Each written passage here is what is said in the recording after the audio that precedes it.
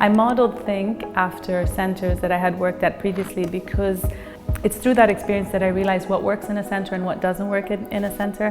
Families should have the option of services that are available outside.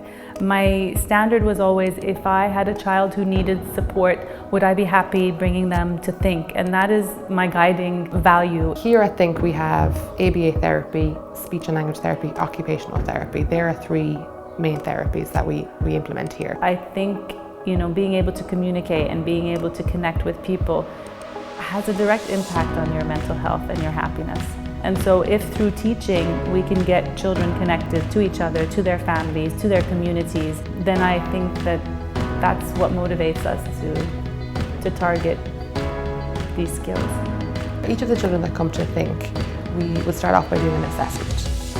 From there, the assessment would guide our plan, what our plan will be for that child. Each child's therapist team are then trained in the plan so that they know what the motivation the child is interested in, what their teaching strategies, what prompt levels they need, how to implement the plan the most effective way possible for that particular child. We follow teaching procedures and behaviour plans based on the science of applied behaviour analysis. So we take those big goals and we break them down into their individual units, doing a proper analysis of what those units might be and how they might relate developmentally to that particular child.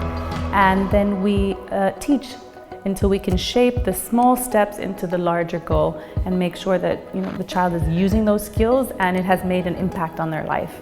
So the benefit of being able to do one-to-one teaching and being able to individualise the programme for that child means that their rate of acquisition is far superior than they would get in other settings, possibly, given that it's individualised. My main role is to develop programs, individual-based programs for each child, to train the therapists to implement those programs as designed with their specific children on their team, and to continue to follow up to add to those programs and to ensure the programs are running as designed, materials are present, and to give feedback and training for all the therapists. So everything is data-driven here, and the reason it's data-driven because it helps inform us of what the best decision to make for that individual child is. And one of the big things we want to make sure happens is that our children want to learn, because they'll be learning for the rest of their lives. We need to make sure that we establish a good relationship with learning skills. We have the pleasure of providing consultation services to families in and outside of Bahrain. Families benefit, they enjoy the remote supervision, which is supplemented from time to time, obviously, with visits to the country to make sure that we have maximum impact in terms of the development of the program and the progression of the targets, and the child is really benefiting. There's different goals for different children, and there's different achievements. One of the milestones is that a kid says "mama" for the first time. So a good day for us is the small achievements that the kids make. Even though in the grand scheme of things they may be considered small, but for us they're huge accomplishments and they're huge celebrations.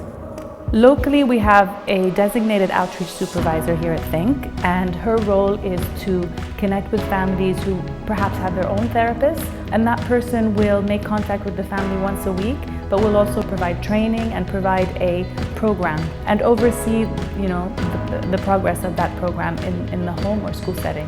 So basically, the outreach program, we go into the home and we observe the children, their natural environment. It really depends on the child, and that's what we basically focus on, is making sure it's very individualized for each child. We started therapy with Inji, and then thinking opened up. The boys started to come here for therapy, and they started to improve.